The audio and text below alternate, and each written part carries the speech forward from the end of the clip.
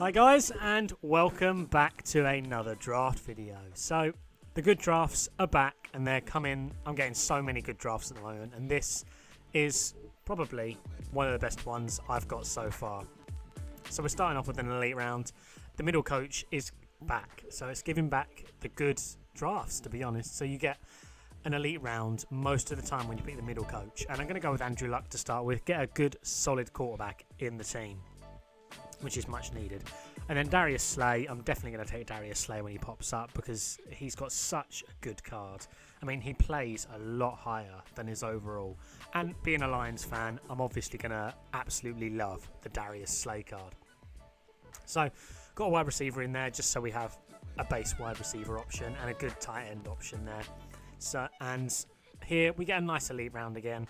Could go with Eric Reed, but I'm going to go with Poe just to shore up the line a little bit and make sure we can't get run over during our games. I mean, Eric Reed, phenomenal card there. But we get Justin Pugh here, one of the newer final edition cards. 98 overall. To be honest, his stats don't merit a 98, but I'm not going to complain when we get a 98 overall in there. And followed up by a 97 overall pick as well. Reggie Wayne or Jordy Nelson. When you look at that Jordy Nelson card, and that is a really, really good card. 100 route running. So I'm going to give it a go because I tend to always go with Reggie Wayne when he pops up. So I'll give Jordy Nelson a go on this one. Just offer something different in this draft. So this pick here, not the most fancy pick in the game. I'm just going to go with a centre, shore up the line a little bit, and hope that we get a running back later on in the draft. So I'm going to build up the defence a little bit here, something we definitely need to do. And I'm going to go with Jason Pierre-Paul there, just shore up the line once again. And hopefully, once he gets around the block, he'll be able to get to the quarterback insanely quickly. And this pick here, all good picks, but haven't got a good linebacker yet. So I'm going to go with Ingram there and just hope that he'll be able to shore up the defence that little bit more. And annoyingly, I would have gone with Michael Vick here all the time, but we've already got Andrew Luck, so it'll be pretty much a wasted pick. So I'm going to get centre in there, and I can move the other centre to one of the other lineman positions. Another phenomenal round. Already got a right end, so not going to go with Malik Jackson there, and I'm going to go with McLean there. So we get 297 overall wide receivers in this draft already, which is disgusting. I mean, you'll see in the gameplay coming up that they just do work. They were all over my opponent. They were just unstoppable, to be honest. But that pick there, wasn't the fanciest pick in the world. And we actually ended up getting a running back. We really needed a running back.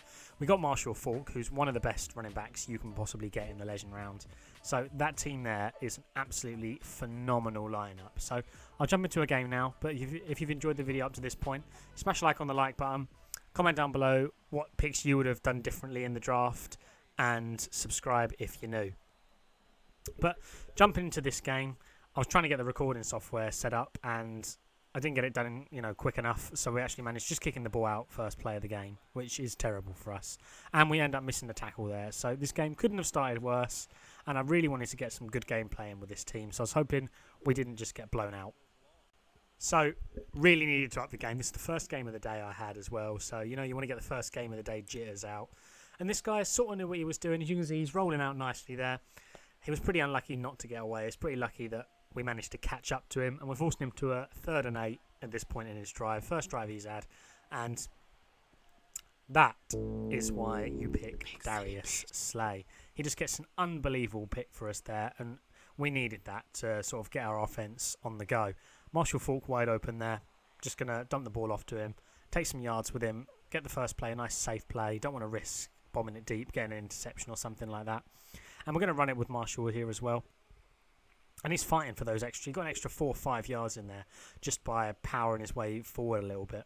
But I'm going to try a few sort of different routes since we have Jordy Nelson and McLean in there. And that is a phenomenal route there from Nelson. He was wide open. That's the 100 route running coming in. And he just couldn't handle that. So the chances I could get to do that in the game, I was just doing them. But you can see the right-hand side was pretty open there. I hadn't done a toss up to this point in the game, so I'm going to do it just to get to the 1 yard line, and we're just going to simply fullback dive it in for a touchdown. So he started with the ball in this game. We managed to score first, which is absolutely huge because we know We get the ball at half. We can do what we want with it. We can maybe chew clock if we need to, or if we need to get back in the game. We know we have control of that since we get the ball at half, which is what I prefer to do. And this guy, he definitely knew what he was doing, and he was going with the fullback toss play a lot. The fullback toss, the running back toss play a lot of the game, but I was locking it up most of the time. Easy way to do that if you guys struggle with it, which I know a lot of people do. I know I definitely do. Good play by him there, by the way. But you can just bring one of your linemen if you know he's going to toss it. If he's doing a lot, if you know he's going to toss it, bring one of your linemen to the side where he's going to toss it, and you'll just overload that side. And he'll end up pretty much getting negative yards most of the time. But 3rd and 8 there, he's just going to lob it up, try and get into the end zone. Double, maybe triple coverage there. Luckily, he doesn't get it. And he goes for it on 4th and 8. Not really sure why he did, but fair play to him. That's the first time I didn't actually contain the quarterback in the game. And he used it to his advantage and just run through Osweiler and managed to get the yards he needed. And we're putting up a goal line stand here. It's on the 1 yard line, and it's definitely not something I'm good at. It's just, I don't know how people manage to do it a lot of the time. I'm terrible at it. But we get a nice block shed there, forces him out wide. So he's going to get from the 1 yard line, he's going back to the 4. And it's 4th and goal. He's going to go for it instead of taking his field goal. Ballsy from him, but, it's draft champion, so it doesn't mean as much. We get a nice little block shed on the left-hand side. Managed to chase him down, and that is the 92 Ingram coming in big there. And we just got to work our way upfield a little bit. We still have a lot of time to score. 55 seconds in Madden is way more than long enough. And we're just going to abuse the 2 97 rated receivers we have. So we got Macklin, we got Nelson. We're going to make them run fancy routes the whole game, because the cornerbacks just won't be able to keep up with them with their really high route running. And Falk there as well. Absolutely great receiving option. So it was absolutely key to get Falk in the final round, because it gives us so many more options when we're playing the game. But as you can see, wide open was over the middle was actually open there, but I must have not seen that when I was playing the game, so I just played it to the flats. Just playing it safe. I'm more than happy with the field goal at this point, so I just need to get one, good pass upfield there, and we get it there. Get to the 34, going to call a timeout.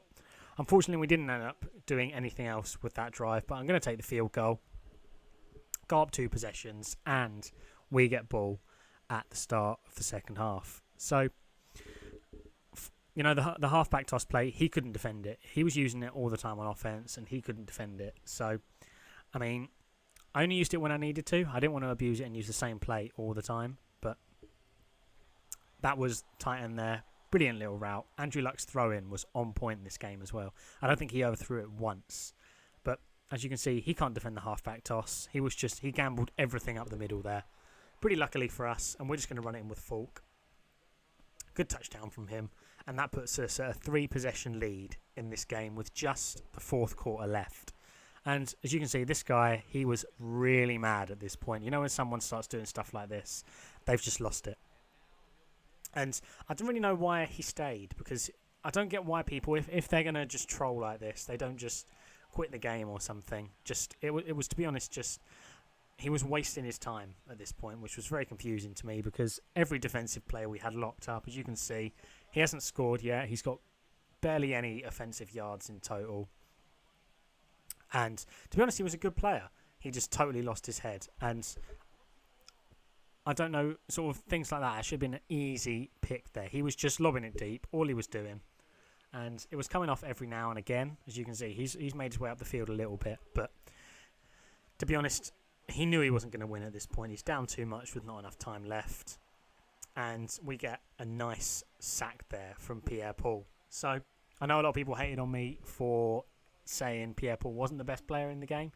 And I still stand by, he isn't the greatest card in the game, but when he gets off that block, he is really, really quick. So I understand why he might be good for some people. He just doesn't get off the block enough for me to sort of merit picking him over other cards.